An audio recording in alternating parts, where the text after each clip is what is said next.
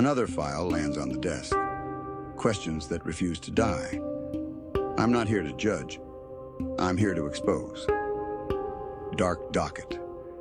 Where every case, solved or unsolved, has a story. And every story has a secret. These videos are crafted with the help of AI tools for narration and production. Let's open this one together. The morning of Valentine's Day in 2026, staff at an upscale senior living community in Potomac, Maryland made a discovery that would shock people hundreds of miles away. Inside his private apartment, 87-year-old millionaire Robert Fuller Jr., a Navy veteran, retired lawyer, and published author, lay dead. At first, responders believed it might be suicide, but something didn't add up. There was no weapon. Investigators reached a chilling conclusion. Robert Fuller had been murdered. To understand why this case is so disturbing, you have to understand who Robert Fuller was. Affectionately called the Captain by other residents, he was a prominent figure with deep ties to Maine, known for generosity, civic involvement, and wealth built through a long legal career. He had donated millions of dollars to community projects, including a major contribution to improve athletic facilities at a high school in Augusta, Maine, where the field was renamed in his honor. Friends described him as sharp-witted, opinionated, and strong-willed. He was also a Navy Reserve officer and a descendant of a U.S. Supreme Court Chief Justice, a history of both privilege and public service. Late in life, Fuller moved to Maryland for family reasons. Following his wife's death in 2023, he remained in the area with their daughter. By all accounts, he was financially secure, mentally sharp, and not known to have enemies, which makes what happened next even more difficult to explain. The Cogear of Potomac Senior Living Facility is not the kind of place where violent crime is expected. It offers high-end amenities, wellness programs, on-site health services, and a full culinary staff, with costs starting at around $7,000 a month. Residents typically live independently within secure buildings surrounded by staff and neighbors. Yet sometime during the night of February 13th or the early morning of February 14th, someone entered the facility, made their way straight to Fuller's third-floor apartment. Emergency responders were called just after 7:30 a.m.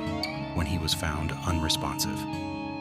Fuller was pronounced dead at the scene from a gunshot wound to the head. Detectives began reconstructing Fuller's final hours.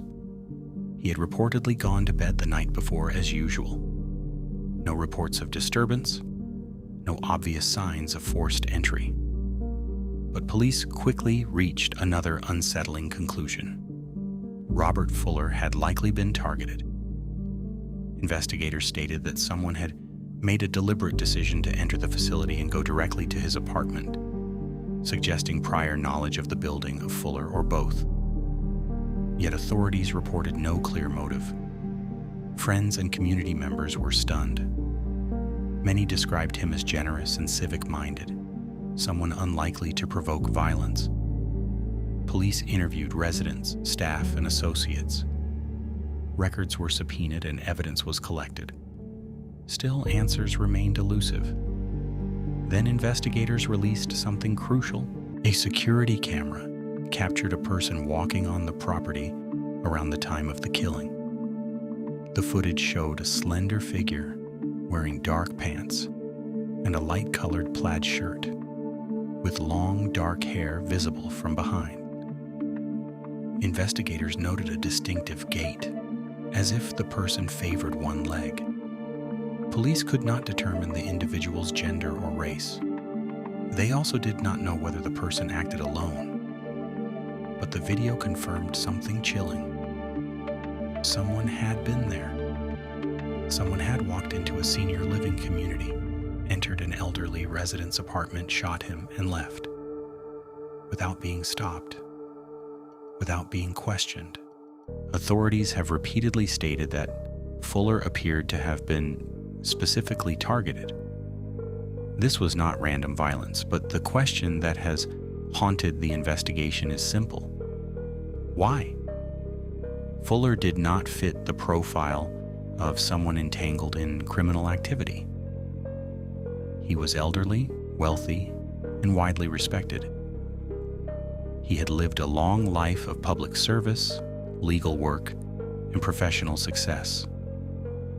Some observers wondered whether the motive could involve personal relationships, financial matters, or even past conflicts. Others speculated about burglary gone wrong, though no public evidence has confirmed this. Investigators have remained cautious, releasing limited details, while the case remains open. What they have emphasized is just how unusual the crime is. Violent murders inside secure senior living facilities are exceedingly rare. Back in Maine, where Fuller spent much of his life, the reaction was one of shock and disbelief. He had funded projects, supported institutions, and donated millions to help the community. Community leaders described his death as tragic and deeply puzzling. Residents of the Potomac facility were also shaken.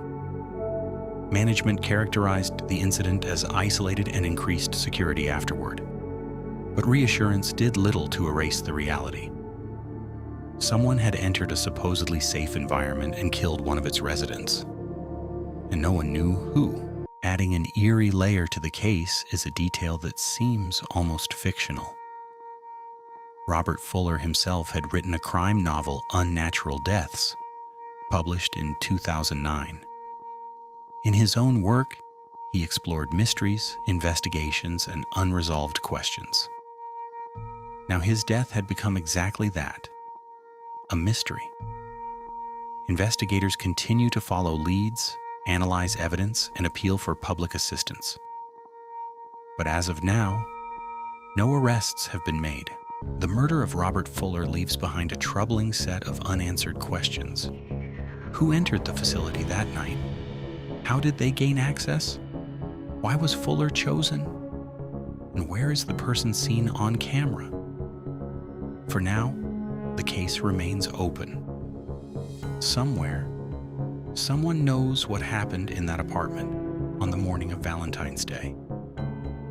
Until that person comes forward, or new evidence emerges, the killing of Robert Fuller Jr. stands as a stark reminder that even places designed for safety are not immune to violence. Fuller, respected and well known, did not die from natural causes, but from a deliberate act, and the motive remains hidden. Every case leaves a record. Not every record tells the whole story. If new information emerges, the record will be updated. This has been Dark Docket.